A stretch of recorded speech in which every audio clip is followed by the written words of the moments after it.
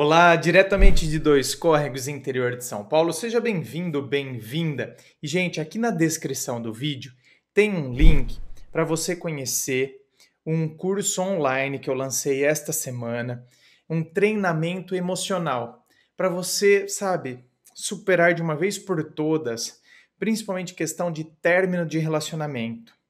Então, sabe, venha junto comigo nessas videoaulas. E olha, tem horas de videoaulas, hein? Venha aprender a usar a razão para você então superar os problemas da emoção. Então, questão de como a gente entende que é um relacionamento, sabe?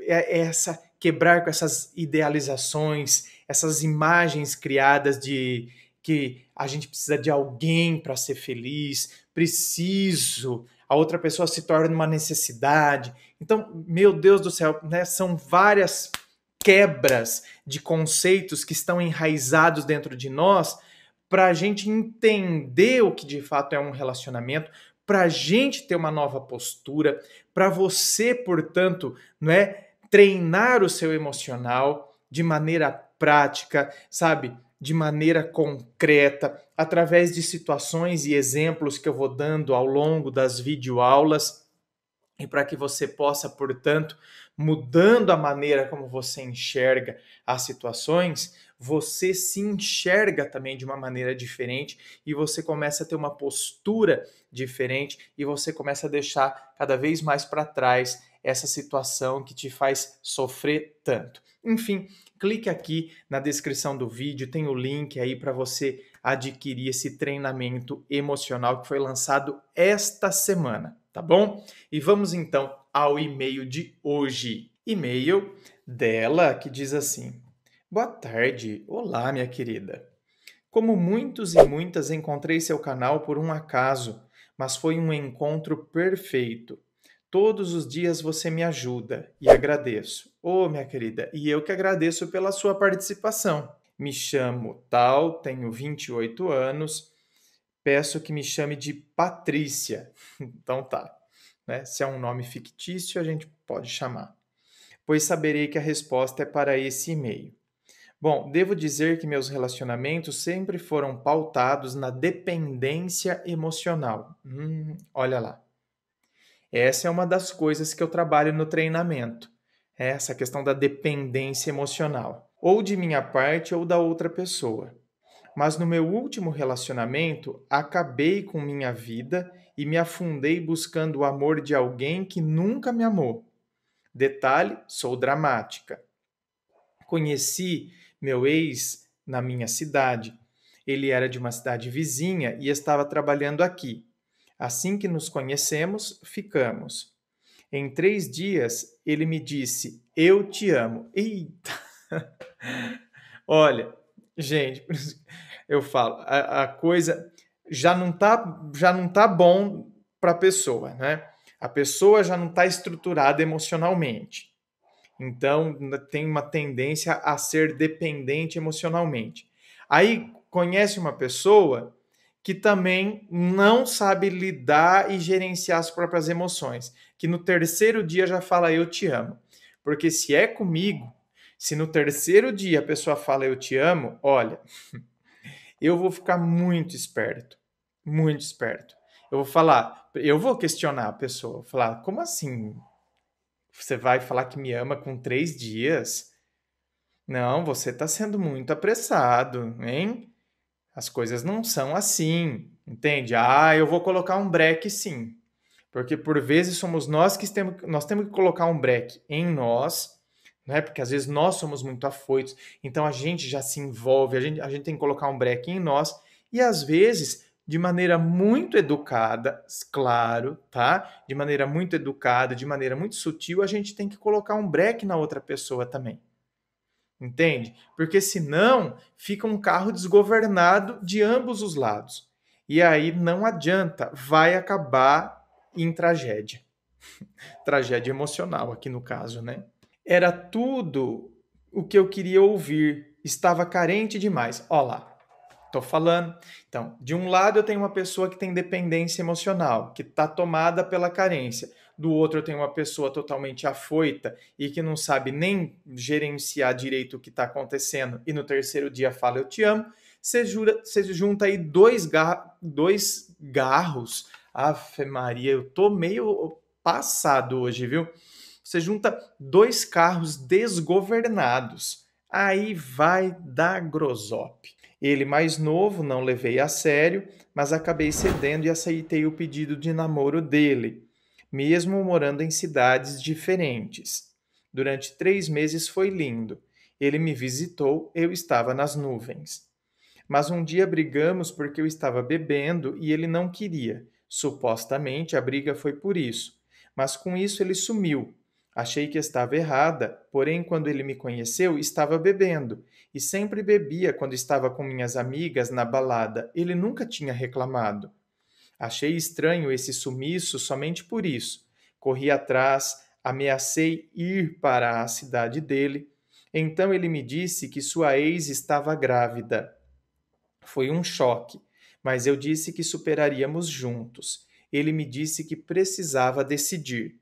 Assim, pensei que ele tivesse feito, pois depois de uns dias veio me dizendo que ficaríamos juntos. Até aí tudo bem, mas a menina começou a perseguir, mandar mensagem, o comportamento dele mudou completamente.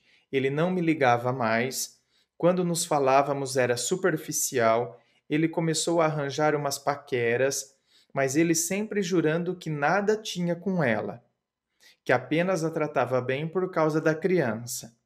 Assim se passaram meses até que eu decidi morar com ele. Ele estava sem casa e em uma situação financeira difícil. Me desloquei. Me desloquei? Não, deve ser me coloquei, né? Deve ter dado um errinho de digitação aqui. Me coloquei como salvadora da pátria e propus para ele que morássemos juntos. Ele logo alegou que não tinha dinheiro. Então eu caí no golpe. Banquei toda a montagem da casa.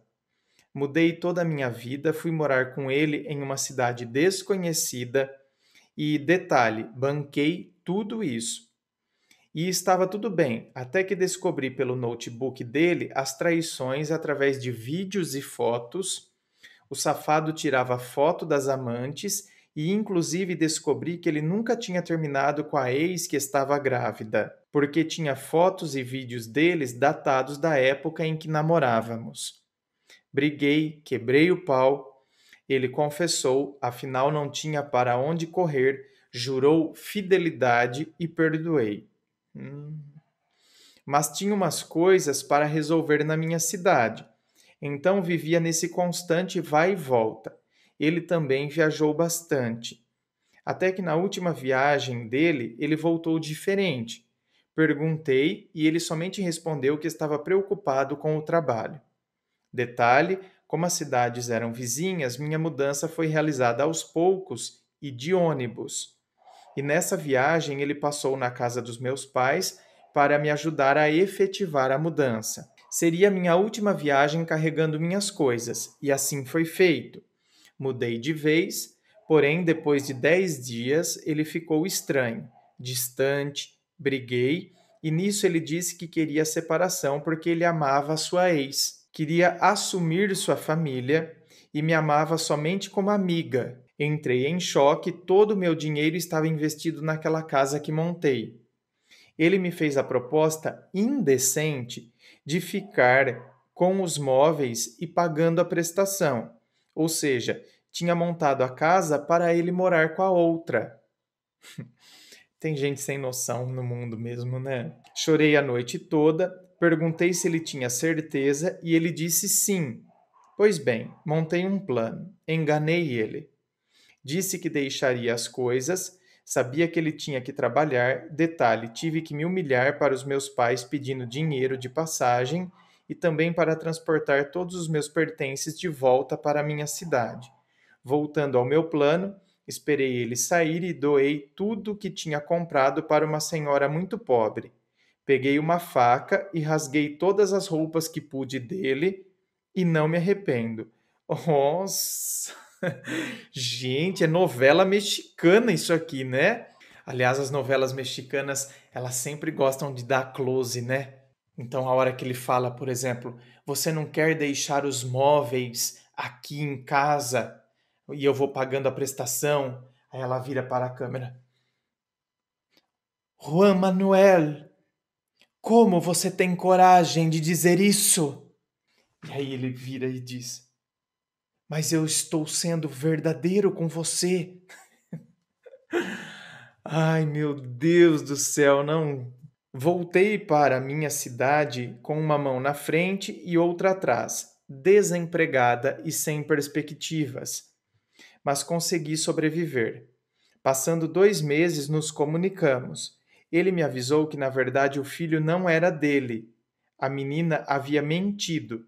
Nossa, gente do céu, mas olha, fala a verdade, não? É uma coisa pior que a outra. Pronto.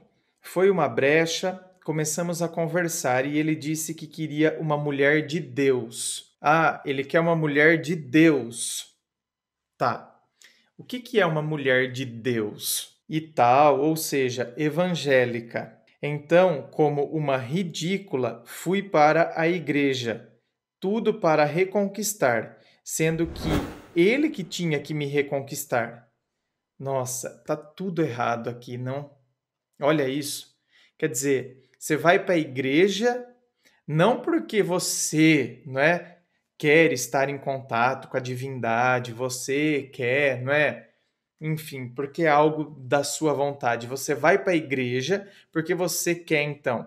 Indo para a igreja, eu recebo o título de evangélica, porque eu estou frequentando a igreja evangélica, logo, então eu sou uma evangélica. Então agora eu sou considerada então uma mulher certinha, uma mulher de Deus, só por conta disso. Puxa vida, não. Eu falo, tá tudo. As pessoas se orientam, as pessoas vivem na superficialidade em todos os aspectos da vida. Entende? Seja na área emocional, seja na área religiosa, seja na área profissional, seja na área familiar, um monte de gente vivendo em mera superficialidade, vivem, sabe, a partir dos rótulos. Viver na superfície é viver sempre com essa imagem a partir dos rótulos, não é se aprofundar, não tem uma visão, né, de profundidade, não se aprofunda, não enraiza, não tem uma visão rigorosa, radical, de profundidade, não reflete, se orienta. Por isso que o mundo tá do jeito que tá, né, gente? Porque as pessoas se orientam só a partir do que se vê, assim, ó, por isso que um monte de gente também se deixa enganar, né, por um monte de propaganda enganosa, porque não mergulha, não se aprofunda, não percebe o que está por detrás daquilo ali. Por isso que um monte de gente se deixa enganar por esses bando de gente, esses charlatões que tem aí oferecendo receitinha pronta para relacionamento amoroso, para trazer amor de volta, para reconquistar, o gatilho da escassez e coisas do tipo, né? Usando esses gatilhos emocionais, pessoas usando o gatilho para querer vender coisas, não é? Então, olha, já que no início do vídeo eu falei, por exemplo, do meu treinamento emocional, se eu fosse seguir esses padrões aí que o povo usa, eu ia falar assim, mas olha, gente, é somente, né, 10 dias que vai ficar disponível, porque então você tem que fazer isso já. Por quê? Porque aí entra dentro do gatilho da escassez, pode acabar, vai acabar, então eu tenho que comprar já. Eu não quero jogar com joguinhos, fazer joguinhos psicológicos de venda com vocês, meus queridos, tá? Eu não concordo com isso. Cara, eu preparei um treinamento emocional. Tá legal, tá bacana, tá de maneira aprofundada, porque eu quero que as pessoas se libertem. É uma coisa boa, é um produto, porque quando a gente agrega valor na vida das pessoas, é fruto do meu trabalho. É uma venda? Claro que é, né? Assim como quando eu vou num médico, eu também estou comprando o trabalho dele, quando eu vou numa psicóloga, entende? Você está comprando também um curso, né, de alguém que se tornou especialista em relacionamento, que no caso sou eu, mas eu não vou usar de mecanismos psicológicos para que você compre. Não, o curso vai continuar aí, entende? Até o momento em que eu achar conveniente tirar ele do ar ou não, mas por enquanto ele vai continuar aí sendo vendido. Eu não vou ficar usando de artimanhas para querer fazer a venda. Então, quando a gente entende, pelo contrário, né? Você vê que coisa, as pessoas gostam de comprar, a gente gosta de consumir, mas a gente odeia vendedor, não é verdade? Tanto que quando a pessoa começa a falar de venda, a gente começa a se irritar.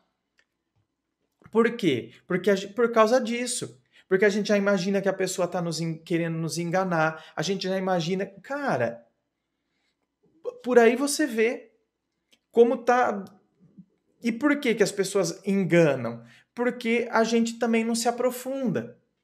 Então todo mundo vive muito na superfície, uns querendo enganar através de gatilhos, através disso, através daquilo, sabe? E outros sendo enganados com muita facilidade. Tanto que tem gente que é enganado no golpe do bilhete premiado até hoje. E olha que isso já é divulgado há quantos anos? Desde que eu era criança. Então, infelizmente, a gente vive ainda num período em que as pessoas são muito superficiais em muitos aspectos, em, sabe, vários aspectos da vida. Comecei aqui, por exemplo, eu quero uma mulher de Deus. Aí pô, ela vai para a igreja. Ela não vai para a igreja porque é uma vontade dela.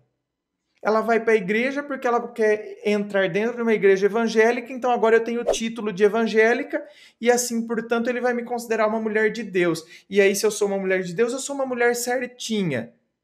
Pô, então, o que faz de uma mulher ser certinha ou de um homem, entende? É o fato de entrar dentro de uma igreja?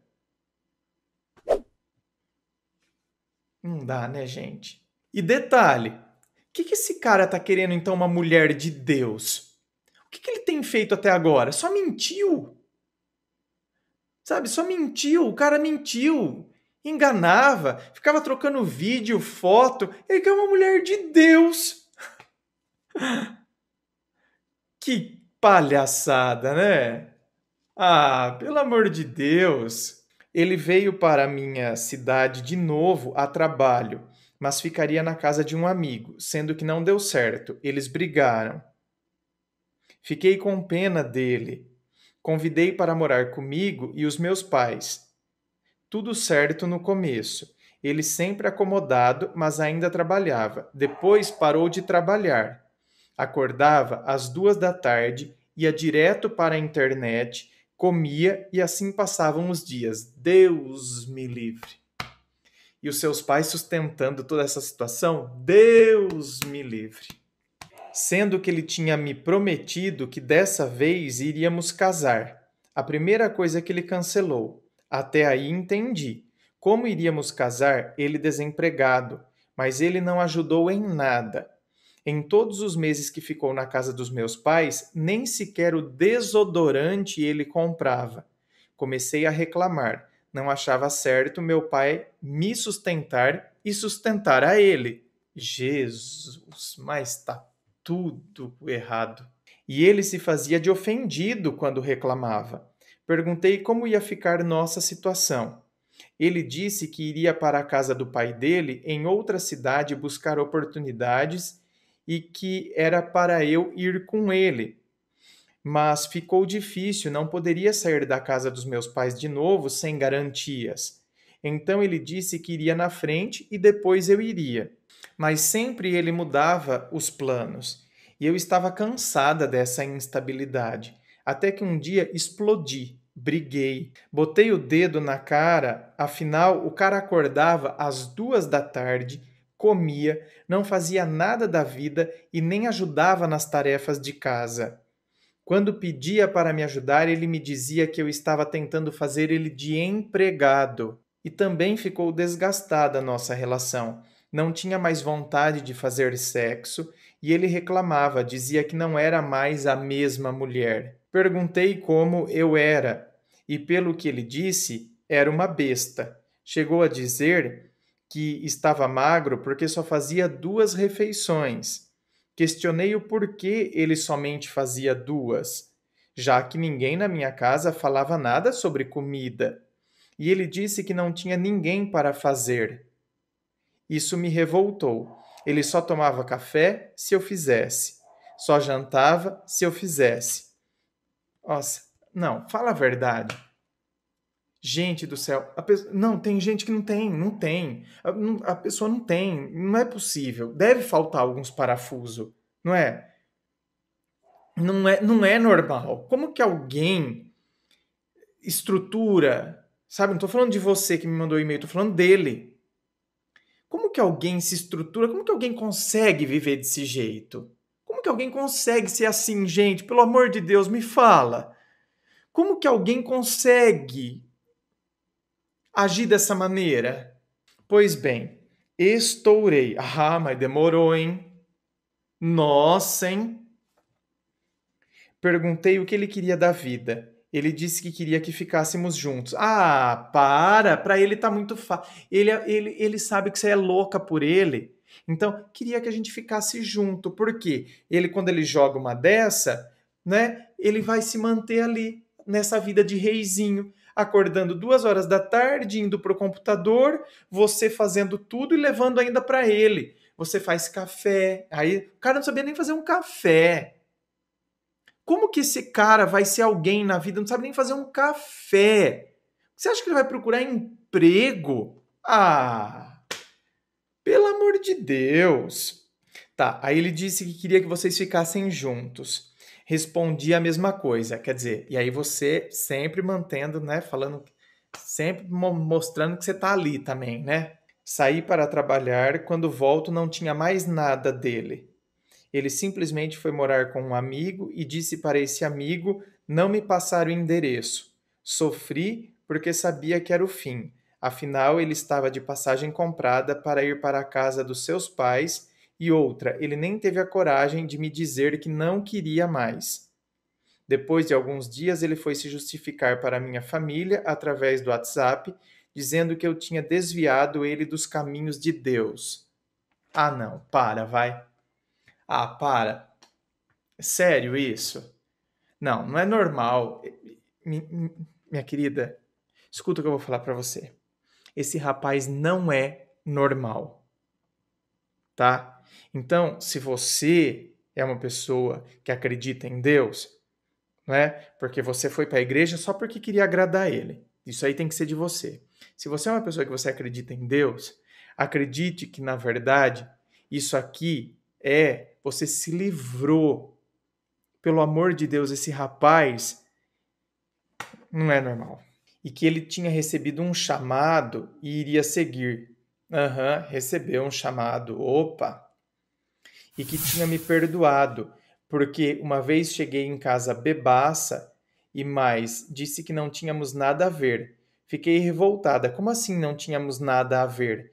Toda vez que ele estava na merda, como por exemplo, essa última vez que ele não tinha onde ficar, coloquei na minha casa. André, não sei quando lerá este e-mail, mas estou tentando superar esse golpe.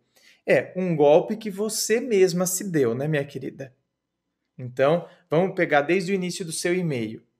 Uma pessoa que sempre se sentiu dependente emocionalmente, então você própria se deu esse golpe. Por isso que eu falo da importância da gente, né, olhar o nosso emocional e da gente estruturar nossa vida emocional. Porque senão a gente se auto-sabota. Olha lá, a gente se sujeita a esse tipinho.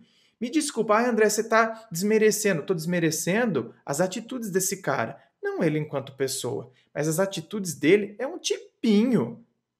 E que ainda se apoia em Deus, ele acha que ele é, sabe? Eu sou o iluminado, eu sou Ah, pelo amor de Deus, me desviou dos caminhos de Deus, recebi um chamado. Ah, ele é louco, esse cara é louco. Desculpa pelo e-mail longo. Te amo, você me salvou, me humilhei para ele apenas uma vez, mas depois dos seus vídeos, nunca mais, e quando penso em fazer besteira, te assisto. Você é um grande parceiro e amigo. Ai, ainda bem. Então, olha, ai, graças a Deus, então, não é? O meu propósito realmente com o canal tem dado certo, que é realmente isso, libertar as pessoas. E não estou falando isso aqui para fazer média, não. Isso é o que está aqui dentro, é a minha verdade mesmo, sabe? Eu quero que as pessoas se libertem, porque ninguém merece viver aprisionado, ninguém merece viver dentro dessas prisões emocionais. Ai, André, por quê? Porque eu já vivi. André, você já viveu? Claro! Eu já vivi dentro de prisões emocionais na minha vida, meu período de adolescência, até, sei lá, até meus 25, viu? 26. É. Ih, credo. Ai, você só trocava de personagem, mas a história sempre se repetia. Entende? Só mudavam os personagens, a história quase era sempre a mesma, né? Mudava poucas coisas nas situações, mas ai, Deus me livre. Então, eu sei o que é viver isso, gente. Eu sei. Às vezes a pessoa fala que, porque se aí fica falando, falar é fácil. Não, eu vivi. Então, gente, eu vivi também, eu sei muito bem. Desculpa, esse vídeo ficou enorme. Então, vocês me desculpem, mas assim, além do e-mail ser enorme, né? Isso tudo tem que ser falado. Esses aspectos a gente tem que perceber o quanto a gente tem que, sabe, lidar com o nosso emocional, o quanto isso é importante, o quanto é importante a gente perceber que a gente tem que se preencher, que a gente tem que colocar as rédeas na nossa vida para a gente estruturar, né, e organizar então o nosso viver, porque senão a gente fica sempre sujeito a esse tipo de situação e a gente cai nesse tipo de coisa. E aí a gente acha que então, puxa vida, não é? Eu perdi essa pessoa. Cara, eu me livrei.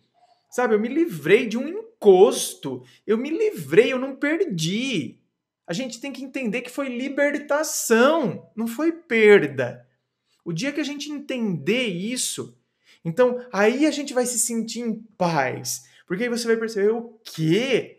O que eu mereço, o que eu quero para mim, não correspondia a nada do que eu quero para mim.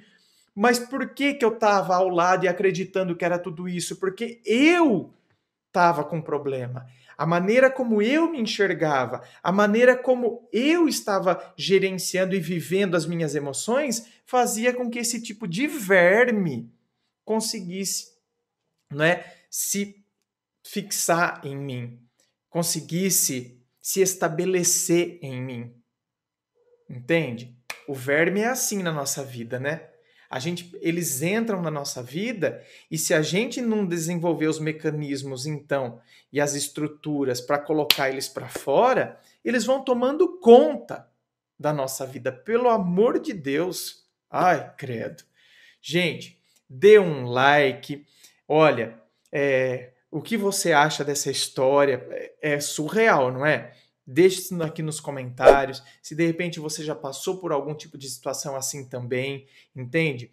Se inscreva, fico aguardando, querendo que você se inscreva aqui no canal. Me acompanhe nas redes sociais, Instagram, Facebook, aguardo você lá. Muito obrigado, beijo no coração e, é claro, um forte abraço.